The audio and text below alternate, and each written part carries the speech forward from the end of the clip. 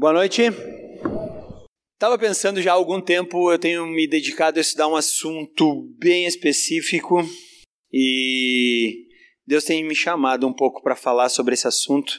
Volta e meia, sábado passado, eu estava lá na Aliança de Porto Alegre e era aniversário da Aliança Porto Alegre e o Roberto, pastor da Aliança Porto Alegre, tinha me pedido para falar sobre isso, sobre igreja, sobre eles estarem fazendo os 50 anos e realmente eu acho que igreja é um assunto extremamente importante para nós. Quero te pedir para usar a tua imaginação agora um pouquinho. Eu estava olhando lá em casa, Simone e eu temos uma caixa enorme, onde nós guardamos todos os convites que a gente recebe. Todos. De formatura, de aniversário, de casamento e tudo mais. E esses dias eu estava separando, porque eu ainda quero fazer um mural na minha casa com os convites de casamento. Não sei, eu ainda estou pensando no que fazer. Simone, ela é criativa, mas ela também está pensando. Mas eu parei para contar nesses últimos 13 anos, que é o tempo em que eu me tornei obreiro, nós contamos mais ou menos uns 60 convites de casamento. Então significa que nós fomos a 98% desses casamentos. Alguns nós não fomos porque eram concomitantes com outro casamento que estava no mesmo dia. Então a gente só guardou o convite. Desses 60, mais ou menos metade eu tive a oportunidade de oficiar esse casamento. Ou seja, estar numa posição privilegiada. E só quando você oficia um casamento, você percebe que você está numa posição privilegiada. Porque você está de frente para todo mundo, e aí então tudo que é esperado no casamento é a noiva. Noivo, me desculpem, né? Tem jeito não, você é só o cara de preto que está ali, porque precisa ter um cara de preto ali esperando a noiva que vai chegar. Todo mundo está ali esperando, a expectativa é para a noiva, é ela que vai entrar. E olha, em todos os casamentos que eu fui, eu nunca vi uma noiva feia. Depois elas podem virar esposas feias, aí é contigo, tá? Mas a noiva no dia, ela está, em geral, impecável. E é assim, eu já vi casamento tudo que é jeito, casamento fechado, casamento aberto, de dia, de noite, com damas, sem damas, enfim, uma infinidade de casamento. Mas tem uma coisa que é igual a todo casamento. Quando todo mundo está aqui na expectativa e começa a tocar aquela música, seja marcha nupcial ou não, todo mundo, é incrível, olha para trás. E eu vejo esse movimento, todo mundo dizendo assim, dá licença, agora está chegando quem importa, né? E aí todo mundo foca lá atrás. E aí então aparece a noiva e em geral o pessoal fica feliz, diz, nossa, como ela tá linda, olha só que legal. Alguns casamentos eu não entendo, dizem assim, nossa, como ela tá linda, nem dava para conhecer que ela era. Tá, tu tá dizendo do quê? Tá dizendo o quê? Só precisou 2 demãos de argamassa ali para ficar, né? Fora a tinta, né? Mas enfim, a noiva é linda. E todo mundo espera. E essa é a expectativa do casamento. Então eu sempre considero assim, eu estou numa posição privilegiada quando eu estou fazendo um casamento. Porque quando todo mundo vira para trás e entra a noiva, todo mundo diz, agora é para valer, agora começou. Por que eu penso nisso? Ora, Jesus disse que a igreja é a noiva dele. Então você já imaginou, vai chegar um dia lá no céu, em que todos nós seremos convidados para o casamento, e aí sim, noivos, agora fiquem tranquilos. Nós seremos o centro das atenções. Quando nós entrarmos no céu, quando nós entrarmos lá, todos os seres celestiais que estarão lá vão olhar para trás e vai ser a nossa entrada. E o céu vai dizer, bem-vindos, estávamos esperando vocês para começar a festa. E aí nós vamos olhar e lá na frente vai estar o noivo esperando, dizendo, podem ver, aqui é o lugar de vocês, podem chegar, podem entrar. A igreja é uma das coisas mais fantásticas que Jesus pôde comprar. E um dia, todos nós seremos bem recebidos no céu como principal atração. É por isso que eu gosto da igreja. Agora, algumas coisas me fazem olhar. Esse ano agora de 2017, nós vamos comemorar, nós vamos celebrar, eu pelo menos celebro, dia 31 de outubro, não é o Halloween, mas é o dia da Reforma. Nós vamos fazer 500 anos em que Martinho Lutero saiu do meio de uma igreja que estava desviada em um monte de outros assuntos. Eu não vou entrar nos assuntos desviados, mas ele corajosamente padre, ele chega lá, franciscano, e ele prega 96 teses contra a venda de indulgências na igreja, na porta da igreja onde ele era o padre. E ele diz, isso aqui é evangelho, o que ficar fora disso não é evangelho. E ele não queria uma reforma, como muitos tentam pintar a ideia de um cara que foi revoltoso e quis... Não, ele não queria uma reforma, ele queria apenas que a igreja voltasse à essência do evangelho. Só que politicamente a igreja já estava numa situação tão deprimente, dentro de seus regimentos internos, de sua política e tudo mais, que ela disse, não queremos fazer isso. E aí então surge um movimento de separação, onde quem mandou Lutero para fora, não foi ele que saiu, foi a igreja. Ele ganhou uma carta de excomunhão do Papa Leão X. Então ele foi posto para fora. E aí então ele inicia um movimento baseado então na Bíblia. E aí então surge a igreja protestante. Depois ele vai falar com os caras, vai falar com Zwinglio lá na Suíça, depois alguns ingleses também entram, e aí começa então todo o movimento de reforma, e aí estamos nós hoje aqui. Agora, o que eu quero dizer é que essa igreja que foi comprada por Jesus, a gente precisa olhar de novo para a essência dela. Porque eu acho que a igreja tem sido uma das instituições que mais tem sofrido hoje no mundo ocidental onde nós estamos. Seja na Europa, seja nos Estados Unidos ou até mesmo na América Latina. A igreja cristã, ela tem sofrido como poucos momentos ela já sofreu na história. Eu sei que ela já passou por perseguição, eu sei que ainda há muita coisa para vir, mas hoje ela está com um problema seríssimo. Sabe por quê? Por causa disso aqui, ó. O que é isso aqui? Por causa do meu umbigo. A igreja no Ocidente, ela está sofrendo porque nós aprendemos agora a não mais olhar a nossa comunhão. Nós aprendemos a olhar o nosso umbigo. E eu passo agora a olhar a perspectiva da igreja partindo do meu próprio umbigo. E eu quebro uma coisa que é extremamente importante. Me ache um versículo no Novo Testamento que diga que igreja, ela deve ser preferencial de algum sobre todos. Não tem. A igreja sempre foi no coletivo. Nós estamos acostumados, como cristãos ocidentais, a dizer, Jesus morreu por mim. Não é errado nós entendermos que Jesus morreu por mim, mas a Bíblia não diz que ele morreu exatamente por mim, porque senão isso me tornaria muito mais valioso do que qualquer um de vocês aqui. A Bíblia sempre diz que Jesus morreu por nós, por todos, por vocês. Está sempre no coletivo. Não há nada individualizado quando a gente olha para a Bíblia. Jesus, ele quebrou de tal maneira a ideia da igreja individualista quando ele disse, onde estiverem reunidos os 2 ou 3, ali estarei no meio deles. Se tem um só, ele pode até ser cristão, mas ele precisa de a união com outro para que aí sim eu possa estar ali no meio, dizendo é aqui.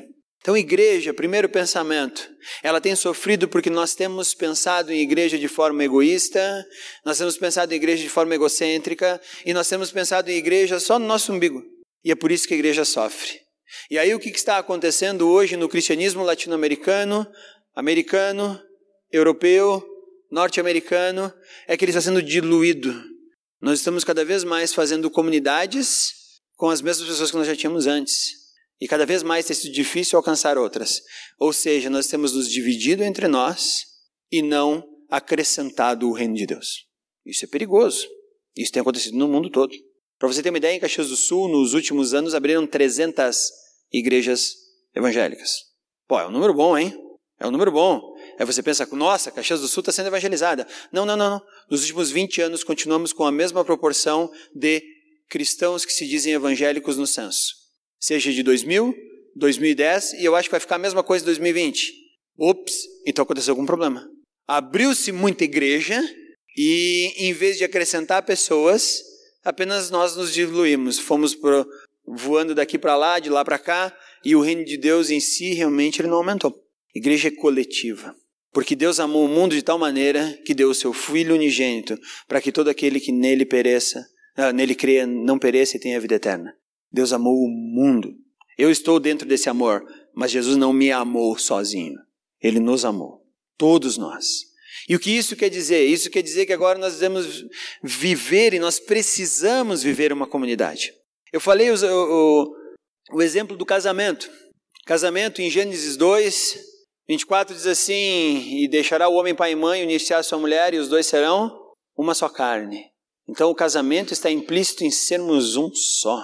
Quando eu casei com minha esposa, naquele dia fatídico, triste, não grave isso aí, Paulinho.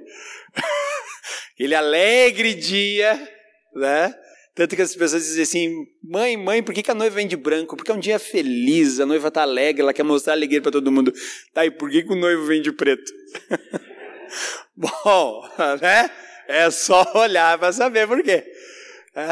Mas aquele dia então que Simone e eu nos casamos, nós agora para Deus não somos mais vistos em unidades separadas, mas dois fazendo uma única unidade.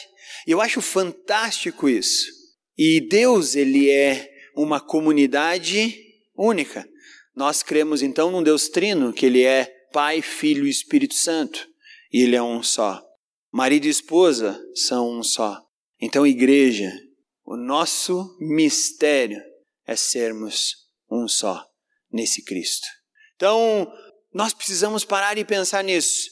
Porque se nós permitirmos, o nosso cristianismo vai continuar sofrendo. E o reino de Deus não vai ter em nós aquilo que ele é objetivado. Mas aí vamos lá então, qual é o objetivo da igreja? Abra sua Bíblia no Evangelho de Mateus, capítulo 16, versículo 18. Eu vou ler o 17 para você entender o contexto, mas aqui Jesus fez uma pergunta aos discípulos dizendo assim, escuta, quem o pessoal por aí está dizendo que é o Filho do Homem? Aí eles dizem, bom, o pessoal por aí está dizendo que você pode ser Elias, João Batista, um profeta, alguém muito especial. E aí Jesus então diz, ok, as pessoas estão dizendo isso, muito bem. Mas quem vocês, meus discípulos, esses que estão andando comigo, quem vocês dizem que eu sou? Então no versículo 17 Jesus disse, no versículo 15, e vocês? Perguntou ele. Quem vocês dizem que eu sou? Simão Pedro respondeu, o Senhor é o Cristo, Filho do Deus vivo. 17, Jesus disse que grande privilégio você teve, Simão, filho de João. Foi meu Pai no céu quem lhe revelou isso. Nenhum ser humano saberia por si só. E aí entra o 18. Agora eu lhe digo, você é Pedro, e sobre essa pedra edificarei minha igreja, e as forças da morte não a conquistarão. Talvez a tua Bíblia esteja numa linguagem diferente. Tu és Pedro, sobre essa pedra edificarei minha igreja, e as portas do inferno, ou até mesmo as portas do Hades, não prevalecerão contra ela. Quer dizer a mesma coisa. Agora, a resposta de Pedro, tu és Cristo, Filho de Deus vivo, aí Jesus diz, muito bem, Pedro. Então agora eu digo que você é pedra, e sobre essa pedra edificarei minha igreja. Sabe o que significa a palavra igreja?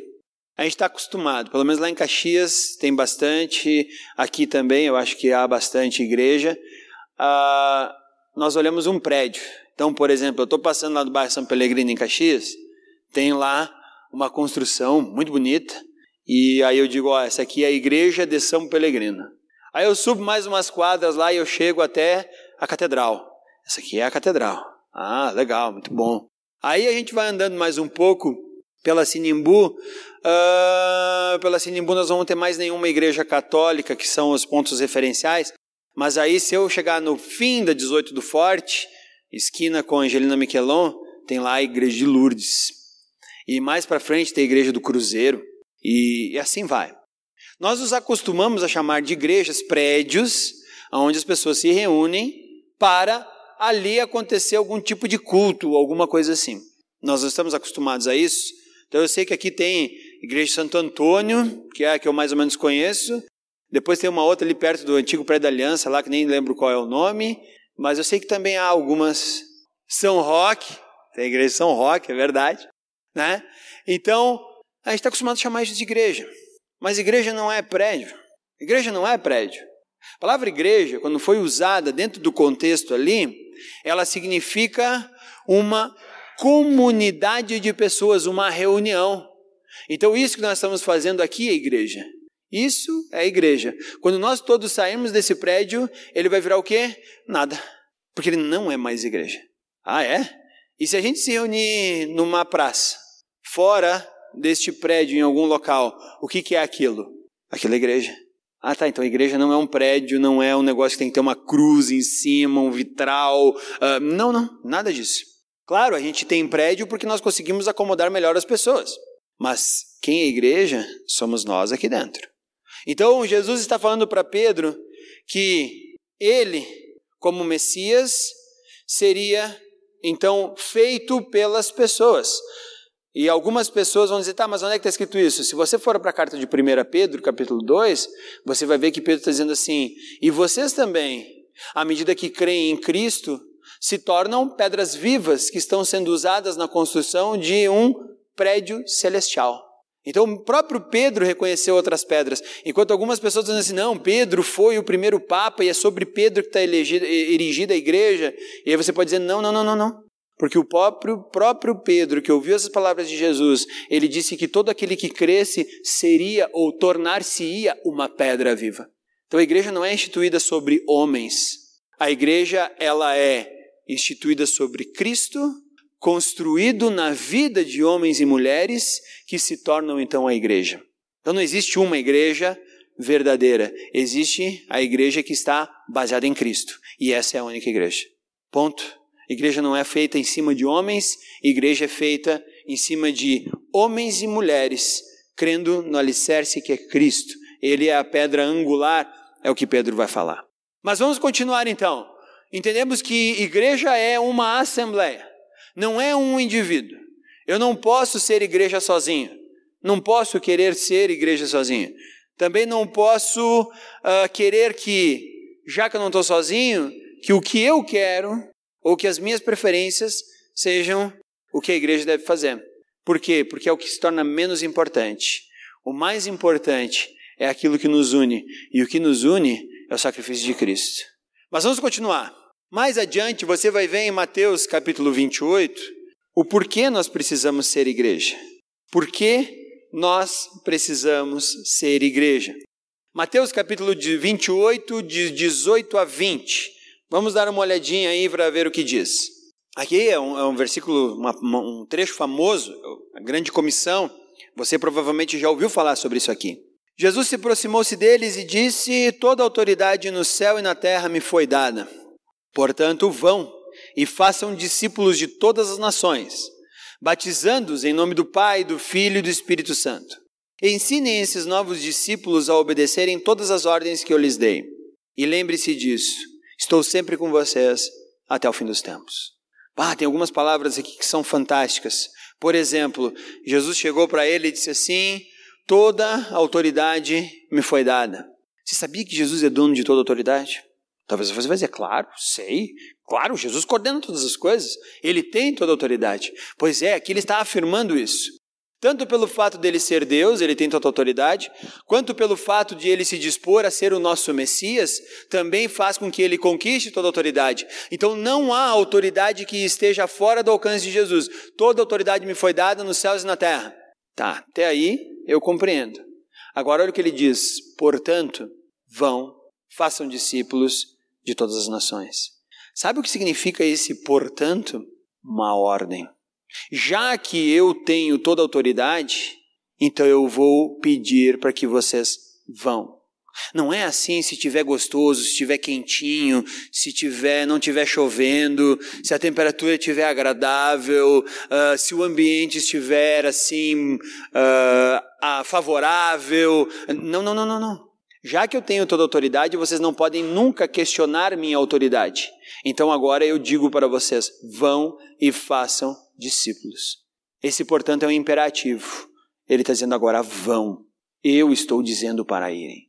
Façam discípulos. Uma outra perguntinha. O que é um discípulo? O que você acha que é um discípulo? Como é que se faz discípulo? Para fazer discípulo, nós temos que olhar, então, para aquele que foi o exemplo. Quem fez discípulos que a gente pode olhar no Novo Testamento? Quem? Fale alguns nomes aí. Quem fez discípulos? Jesus. Mais alguém fez discípulos? Paulo fez discípulos.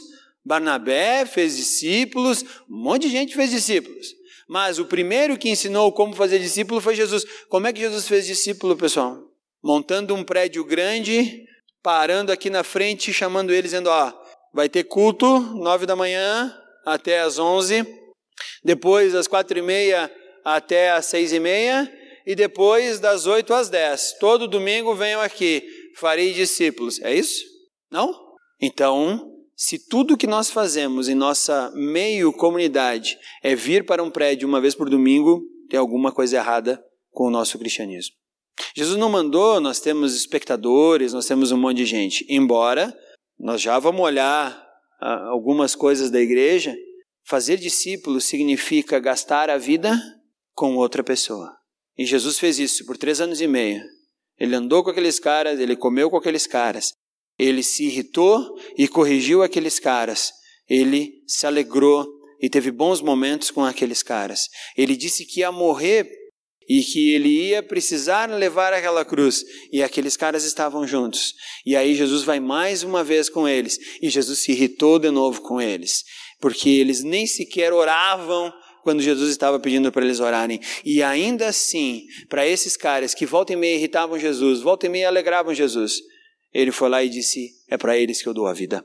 Ele disse, viram como é que se faz discípulo? Sim. Então agora vão e façam discípulos. Aí começa o problema do meu umbigo. Por quê? Porque nós não vivemos uma vida hoje, urbana, do século 21, em cidades assim, onde trabalho é o nosso grande Deus. Dinheiro talvez seja o nosso Deus, mas trabalho acaba sendo o meio pelo qual nós idolatramos o nosso culto ao Deus dinheiro, ao nosso trabalho. E eu não estou dizendo que é feio trabalhar. Eu só estou dizendo que trabalhar demais impede para que nós façamos discípulos. E nossa vida se torna tão individual ou tão individualista que nós não mais conseguimos fazer discípulos como Jesus pediu. Então, tudo que a gente consegue fazer é o seguinte, bom, quem sabe terça-feira de noite eu tenho um grupo célula, então daí eu estou lá no grupo célula terça-feira à noite. Quando dá. Às vezes eu nem consigo ir. Às vezes eu nem quero ter um grupo célula para não ter mais uma noite para me incomodar. E domingo eu estou ali. Alguém vai chegar e vai derramar a Bíblia, a palavra vai fluir, vai vir, e eu acredito nisso, por isso eu estou aqui. Se eu não acreditasse que Deus tem uma mensagem para vocês, eu nem sairia de Caxias do Sul para vir aqui. Mas aí então essa palavra vem até vocês e vocês, pronto, agora sim, fizemos tudo o que era necessário.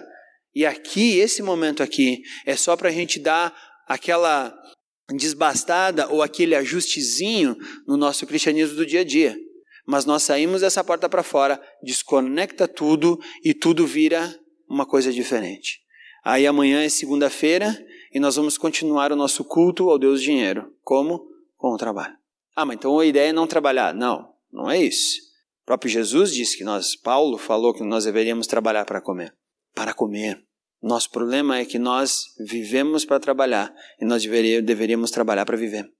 Enquanto nós não entendermos isso e nós ficarmos focados só naquilo que nós queremos, nós não vamos fazer discípulos e estaremos desobedecendo a Deus. Vão, façam discípulos de todas as nações, batizando-os no Pai, no Filho e no Espírito Santo. Talvez você vai dizer, não, pera, tem um erro, é batizando no nome. Se for no nome, até fica um pouco parecido com o texto original que fala no grego. Eu não gosto, vocês sabem que eu não gosto de ficar falando, porque no original diz isso, no original diz aquilo, mas às vezes no original a gente precisa olhar e vai explicar melhor o texto. E aí tem uma palavrinha, esse em nome do Pai, do Filho e do Espírito Santo, é uma palavrinha eis no grego, que significa para dentro. Não é uma fórmula batismal que a gente vem aqui, batiza as pessoas. Vocês já inauguraram o batistério aqui? Não? Ainda não? Tá. Vai ser, daqui a pouquinho vão inaugurar. Mas não é só uma fórmula para a gente dizer assim, então agora tu está batizado em nome do Pai, do Filho e do Espírito Santo. Por 2 séculos a igreja cristã não usava isso como fórmula do batismo. Porque não é para ser a fórmula do batismo. Batizar significa ser imerso em uma realidade. Então agora olha o que Jesus está falando. Vão, façam discípulos, vamos tirar o batizando, que é uma palavra grega que fica fora do contexto quando a gente fala em português, mergulhando as pessoas no Pai, no Filho e no Espírito Santo. É isso que quer dizer no original. Então não é naquela água ali, e não é algo para eu dizer, não. Significa que fazer discípulo é ensinar todas as pessoas por meio da minha vida e da minha vida com ela, que nós vamos agora mergulhar ela na realidade do Pai, do Filho e do Espírito Santo. E aí, quando ela é mergulhada nessa realidade desse Deus Trino, tudo o que vai acontecer é que quando ela for retirada, é isso tudo que ela vai refletir. Batizar também era o termo que a gente, não, batizar é aquele negócio na água lá, não. Para o grego, batizar significa pegar um tecido branco e mergulhar em uma tinta. E aí você deixa lá um tempo, depois você puxa para cima o que aconteceu com esse tecido. Ele pegou a cor da onde ele foi mergulhado. Isso é batizar. Então, quando a gente faz o batismo aqui, é uma realidade, uma demonstração de uma realidade espiritual que já deve ter acontecido no meu coração. Eu já devo estar refletindo Cristo quando eu venho para cá e aí então me batizo, assumindo responsabilidade com um corpo local. Entendendo que agora soberanamente eu fui colocado por Deus nesse corpo aqui. E é esse corpo aqui que eu devo amar. E é esse corpo aqui que eu devo servir, colocando ali todos os meus dons. E é esse corpo aqui que volta e meia vai me machucar. Mas eu estou aí. É esse corpo aqui que vai me erguer. É esse corpo aqui que vai me suportar. Batizados no Pai, no Filho e no Espírito Santo. É assim que nós devemos fazer. Hoje nós temos que então adequar a nossa vida de tal forma que nos dê tempo suficiente para andar com pessoas. Vocês tinham a visão de vocês ainda não colocaram aqui, mas eu quero incentivar vocês a colocar dentro em breve. Aquilo que a liderança de vocês pensou, orou, passou um grande tempo planejando e eu pude participar de um pouquinho daquilo, mas um dos valores de vocês era discipulado. Vida na vida. Vocês têm feito isso? Porque se a gente não tem feito isso, gente, nós estamos em desobediência a Deus. Ah, é? Sim. Se eu não amo o próximo, eu estou em desobediência a Deus. Ah, ok. Se eu não oro, estou em desobediência a Deus. Certo. Se eu não estudo a palavra, estou em desobediência a Deus. É verdade. Se eu me rebelo e começo a tentar viver um cristianismo sozinho, que hoje a moda é os desigrejados, eu estou desobedecendo a Deus. Se eu não discipulo, se eu não faço discípulos, estou desobedecendo a Deus. Mas a gente dá desculpa para não fazer essas coisas, mas a gente acha que não amar é desobedecer a Deus. Mas eu te digo o seguinte, se você não consegue discipular, então nem ama também. Porque daí você vai entrar na desobediência mesmo. Então, façam discípulos, batizando em nome do Pai, do Filho e do Espírito Santo. Ensinem esses novos discípulos a obedecerem todas as ordens que eu lhes dei. Ensinem. E aqui Jesus está falando para os discípulos, vocês ensinem, vocês são capazes de ensinar. Agora vamos para mais um texto, Atos, capítulo 1, versículo 8, que ele fecha para mim aquilo que eu entendo como o plano do nascimento da igreja. Atos, capítulo 1, versículo 8. Abriu lá? Aí, no versículo 7, Jesus diz assim, ele está indo aos céus, é o último momento deles com os discípulos, ele passou 40 dias aparecendo depois de morto com os discípulos, então depois de crucificado 40 dias até ele ser levado aos céus. E aí daqui mais 10 dias vai acontecer o Pentecostes, em Atos 2. Então aqui nós estamos nesse meio tempo. Pentecostes era uma festa judaica comemorada 50 dias após a Páscoa, por isso o Pentecostes. A Bíblia diz que Jesus ficou 40 dias com seus discípulos. Então ele morre, ressuscita, passa 40 dias com os discípulos, vai embora, manda eles esperarem e daqui 10 dias vai acontecer então o descer do Espírito Santo em forma de línguas de fogo e os discípulos começarão a pregar. Mas até lá ele diz assim no versículo 17 do capítulo 1. Ele respondeu, o Pai já determinou o tempo e a ocasião para que isso aconteça. Não cabe a vocês para saber, os discípulos querem saber, é agora, quando é que vai ser restaurado todas as coisas? Jesus diz, calma, tem muita coisa para acontecer, vocês não sabem nada ainda. E aí ele fala no versículo 8, vocês receberão poder quando o Espírito Santo descer sobre vocês. E serão minhas testemunhas em toda a parte, em Jerusalém, em toda a Judéia, Samaria e nos lugares mais distantes da terra. De repente a tua versão é diferente da minha, está assim, e serão minhas testemunhas em Jerusalém, em toda a Judéia, Samaria, até os confins da terra. Testemunhas. Palavrinha fantástica. Jesus não quer sábios, teólogos, linguarudos, que falam a Bíblia, decore e tal, não sei o quê. Ele quer testemunhas. O que significa uma testemunha, pessoal? Explica aí. Sei que a Mirella da área do direito, não sei se tem mais alguém aqui da área do direito. Eu sou da área do esquerdo mesmo, tendo nada de direito, sou canhoto, de natureza, de ideologia, sou tudo esquerda. Mas sou cristão, tá? Mas vamos lá. Isso, eu vou lá manifestar o que eu vi, um fato que eu presenciei, e eu vou lá então diante do juiz, diante de alguém que tem autoridade para relatar o que eu vi. Isso me torna então testemunha. Estava falando um negócio de testemunha para o Ayrton agora, disse que o cara foi lá, assaltou o banco, e entrou armado no banco, e aí tinha uma galera, a galera começou a sair, ele disse, não, vamos ficar aí agora, porque se a polícia chegar eu tenho meus escudos. E aí ficaram 5, 6 lá no banco. E o cara entrou no cofre do banco. Foi lá, pegou o dinheiro, pegou o saco, saiu armado, ele mais uns 2 capanga. Chegou para um ali na frente e disse, tu viu que eu roubei o banco? Ele disse, claro que eu vi, o senhor entrou ali, saiu com o saco nas costas, foi lá e deu 3 tiros no cara. Pá, pá, pá. Aí foi pro próximo. Tu viu que eu roubei o banco? Ele, olha, eu vi. Eu vi, o senhor entrou ali, agora só tá com esse dinheiro aí e tal. Deu mais 3 tiros no outro. Ele chegou lá, tinha um gaúcho lá, sentado no cantinho assim. Chegou lá pro gaúcho, tinha uns 3 assim, perto do gaúcho, ele disse, o senhor viu que eu assaltei esse banco? Ele, olha, eu tô meio esquecido das coisas.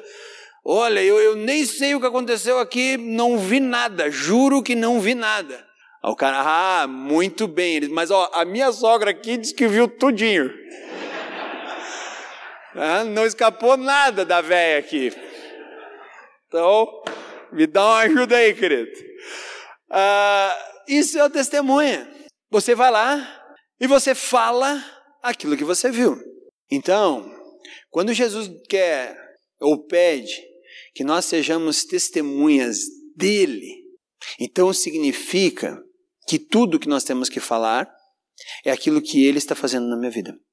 Aqui é uma outra coisa que o meu umbigo me impede. Para e pensa quando foi a última conversa longa que você teve com alguém que não conhecia Jesus. Quanto você falou de você mesmo, dos seus feitos, do que você faz, do que você fez, e quanto você falou de Jesus. Porque às vezes eu me torno minha própria testemunha, eu saio aí falando do que eu faço. Eu sou bom, eu sou legal, porque eu faço isso, eu faço aquilo. Mas Jesus não diz para eu ser minha testemunha, ele diz para eu ser testemunha dele. E aí então eu tenho que falar para as pessoas aí fora aquilo que Cristo está fazendo na minha vida. Como ele tem falado comigo e como eu tenho respondido a ele. Às vezes com amor, às vezes não tanto amorosamente, às vezes sendo desobediente, não sei. Talvez aqui vocês todos sejam assim, super santos. Eu de vez em quando desobedeço a Deus. Não, de vez em muito. Né? Eu desobedeço a ele. Mas aí eu volto para ele. E eu me prostro diante dele. E eu deixo ele me restaurar. E aí quando vem alguém falar comigo, eu digo, cara, olha, não confia muito em mim não. Eu não sou digno de confiança. Eu sou tão pouco digno de confiança que tem um cara que morreu por mim e volta e meia eu decepciono esse cara. A pessoa começa assim, peraí, só um minutinho, como assim? Sério? Uma pessoa deu a vida para que eu fosse plenamente, totalmente restaurado. E volta e meia, eu passo a perna nesse cara. Então não confia muito em mim não, tá? Mas quem é esse cara? Aí eu começo a falar de Jesus, aquilo que ele fez, aquilo que ele pode fazer pra gente. E mesmo eu sendo um mau caráter como eu sou, ele pode restaurar tudo isso. E as pessoas dizem, nossa, que maravilha. Eu disse, mas olha, não começa a achar legal não, sabe por quê? Da minha laia tem mais uma galera. A gente se reúne lá no bairro Pio Décimo de vez em quando, e ali é o seguinte, cara, só vai dar mau caráter, tá? Vai dar alcoólatras, vai dar adúlteros, vai dar mentirosos, vai dar... Mas assim, é uma galera assim bem complicada. Se fechasse ali o portão e transformasse aquilo no presídio, todo mundo ia ser culpado. Mas esse cara também morreu por esses caras. E eu queria que tu conhecesse eles. Por quê? Porque se você olhar só para mim, você vai achar que cristianismo é isso que eu vivo. Mas é muito maior do que isso. Porque esse Jesus faz coisas muito fantásticas na vida dessas pessoas, que também são os caras que não valem muito a pena não. Mas por incrível que pareça, Jesus morreu por eles também, tu acredita? Então, lá a gente se reúne, daí eu falo de grupo célula, eu falo de celebração, e aí essa pessoa vem, de vez em quando ela dá uma cheirada assim, diz, nossa, essa galera aqui, eu tô fora, e vai embora. E pela graça e misericórdia de Cristo, alguns ainda ficam. E começam a ter suas vidas transformadas. E vocês dizem assim, nossa, olha só como Jesus é bom. Por quê? Porque nós somos igreja. Porque nós somos uma comunidade. E todos nós juntos, de certa forma, somos um consulado desse Deus na Terra. Tinha gente batendo palmas aí até esses dias, porque abriu o consulado americano em Porto Alegre, e aí está fazendo vistos e tudo mais, então ficou muito mais fácil, e o pessoal vibrando. E quantos vibram porque nós temos um consulado de Jesus Cristo em Caxias do Sul? Não só um, vários. Quantos vibram porque nós temos um consulado de Jesus Cristo em Bento Gonçalves, em Farroupilha, ou sabe-se lá onde? Nós somos a igreja. A nossa unidade é que vai dizer para o mundo que realmente esse cara morreu por nós. Nós não valemos muito a pena mesmo, mas ele faz um trabalho fantástico. E nós precisamos gerar unidade uns com os outros. Tá amarrado. Esse espírito aí, não sei de onde é que vem. Tô brincando, tá? Tô brincando. Não se sinta constrangido quem tem o celular, mas eu não perco a piada. Aí você vê como eu sou difícil. Tem o Hélio lá, o Hélio é um presbítero lá do Pio X, alguns de vocês talvez conheçam, o marido da Márcia, e ele diz assim, ele fica brabo, porque às vezes nós estamos na reunião de presbitério e eu largo a piada e ele diz assim, o Edgar ele perde o amigo, mas ele não perde a piada, né? Então, desculpa, não se sinta constrangido, tá? Mas deixou na área, velho, vou chutar. Às vezes vai longe, fica tranquilo. Mas voltando, nós somos a igreja. O que nós estamos fazendo agora? Por aquele cara que morreu e está lá no céu. E está todo mundo lá, todos os convidados estão preparados. E ele já entrou, já tocou a música dele. E ele está lá agora no altar esperando, dizendo assim, esperem para ver, vocês verão quando entrar a minha noiva. Vocês vão ver como ela é. Efésios capítulo 5, apóstolo Paulo diz que Jesus morreu para entregar a sua igreja perfeita, mas de tal forma perfeita, sem mancha, sem ruga alguma. E aí ele diz assim, vocês maridos devem amar suas esposas aqui na terra como Cristo ama a sua igreja e se entregou por ela para que ela fosse apresentada sem mácula, sem mancha, sem ruga. Tudo aquilo que você, mulher, sonha aqui na terra, está te esperando lá no céu. Não vai ter uma ruguinha, vai estar ok. Não vai precisar nem de maquiagem muita, tá? Só uma demão já vai ser suficiente. Aqui na terra a gente precisa de umas 2 demãos. Né? Fiquei sabendo que tem Prime, tem não sei o que, eu disse, pronto, velho. Daqui a pouco vou inventar cimento pra botar na cara. Porque o Prime já é o fundo, né? Depois vem o louco lá com a pistola lá. Primeira demão, espera secar. Segunda demão. Depois vem laque no cabelo. Tu diz, meu Deus do céu, velho. Camada de ozônio ali onde a mulher tá se maquiando, foi-se, né? Foi-se. Só bateu o sol ali, o cara já morre com uma insolação automática, né? De tanto produto que tem ali. Lá no céu nós vamos ser perfeitos. Mas, quer saber, o reflexo do que nós seremos lá, nós temos que ser aqui. Nós temos que, como igreja, ser todos unidos. É claro que a gente vai, às vezes, se machucar, mas nós precisamos nos manter unidos, porque nós não fomos comprados por um preço simplório. Nós fomos comprados por um alto preço, o preço de Cristo, se entregando na cruz por nós. Então, qualquer mesquinharia minha se torna tão pequena diante disso tudo, que tudo que eu tenho que fazer é continuar unido.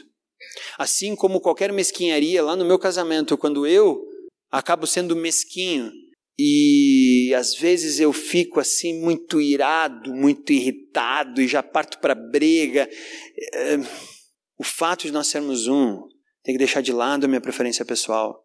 E torna tão pequeno a minha reclamação, a minha coisa, que eu devo colocar isso debaixo dessa unidade que também Deus pede que nós sejamos. Já não são mais 2, mas um só carne. Da mesma forma a igreja. Mas nós estamos permitindo que a nossa individualidade, o nosso umbigo, nossas preferências, fracionem esse corpo de Cristo. E agora, em vez de nós sermos um corpo forte, unido e coeso, o mundo olha para nós e diz, nossa, como eles são divididos. Como eles são fracos, como eles são pusilânimes. E aí a gente perde o valor do impacto da presença de Cristo em nós. Isso já está acontecendo na Europa, já está acontecendo nos Estados Unidos, está acontecendo hoje aqui no Brasil, mas nós não podemos deixar isso acontecer. A coisa mais preciosa que Cristo fez foi entregar sua vida na cruz para comprar para si uma igreja. E todos nós estamos esperando o momento do arrebatamento. E quer saber? Até para ir para o céu nós vamos todos juntos. Vamos chegar lá no céu, algumas pessoas, não vejo a hora de Jesus voltar, porque daí eu me livro das pessoas chatas que tem aqui na terra. Querido, calma que o cara vai ganhar um apartamento do lado do teu, tu vai dizer assim, nossa, agora aqui no céu tá tudo bem, vou ver qual é o meu vizinho. Tu olha e diz, pá! E sabe o que é o pior? Do outro lado do apartamento é a mesma coisa acontecendo. Vamos ver qual é o meu vizinho, ele olha para mim e diz, barbaridade, vai deca eu amarrei meu jumento. Isso é igreja. E lá no céu vamos subir todos juntos, vamos estar todos juntos lá e vamos nos abraçar, vamos regozijar. E quando entrarmos pela porta do salão celestial, quando todo mundo olhar para nós estaremos entrando lado a lado, todos nós juntos. E é muito melhor eu saber que eu fiz a coisa certa aqui na terra, do que ter que pedir perdão para ti lá na entrada da porta e dizer, puxa, desculpa, eu pensei que a gente não ia estar junto aqui, muitas vezes eu menosprezei aquela unidade e eu lamento, agora a gente vai ter que entrar junto ali, somos a mesma noiva. Vai ser muito legal eu já ter feito esse trabalho aqui, porque lá em cima eu só vou te abraçar e dizer, beleza, vamos embora. Nós somos a igreja de Cristo, nós somos aquela que Ele comprou para ser perfeita, e ao entrarmos lá, todo o céu vai parar e olhar a nossa entrada. E nós entraremos triunfantes. Por quê? Porque Cristo já garantiu tudo isso. Então, que sejamos essa igreja que Ele quer. Que sejamos aquela igreja que Atos capítulo 2 fala, e a gente olha e diz, que sejamos aquela igreja.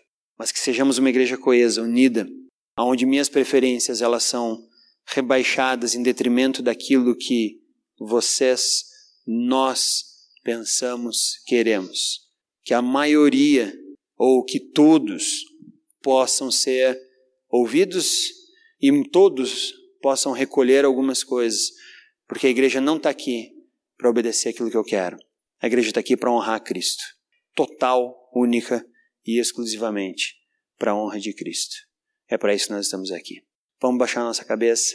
Meu desejo para nós, cristãos ocidentais, é que Cristo possa ser muito forte em nós, para que essa unidade seja cada vez mais completa. Senhor Jesus, nós agradecemos a Ti, porque não foi com qualquer moeda que Tu comprou a Tua igreja. Tu comprou a nós com um alto preço, morrendo na cruz. Então, Deus, que cada um de nós aqui, cristãos, em Bento, Caxias, Farroupilha, sei lá, aonde está a Tua igreja, cada um de nós aqui possamos entender essa verdade e possamos olhar e manter a unidade daquilo que é o Teu corpo, para que sejamos grandes no testemunho, não porque nós queremos aparecer para o mundo, mas que o nosso testemunho seja forte, para que sejamos grandes também na nossa unidade, porque à medida que mantivermos essa unidade, compreenderemos plenamente que Tu estás mantendo-nos juntos, não é na nossa força, e que sejamos grandes, para que o mundo todo perceba como Tu és, forte e poderoso. Então, Deus, reina na Tua igreja, governa no coração de cada um de nós, torna-nos para que nós possamos andar juntos nessa direção. Faz-nos discípulos e testemunhas do Teu amor, da Tua graça. Faz-nos discípulos e testemunhas daquilo que é a atuação em nós. Faz-nos discípulos e testemunhas da unidade que Tu comprou. É isso que nós oramos, Pai. E esse é meu desejo para todos nós, não importa onde estejamos, em nome de Cristo. Amém.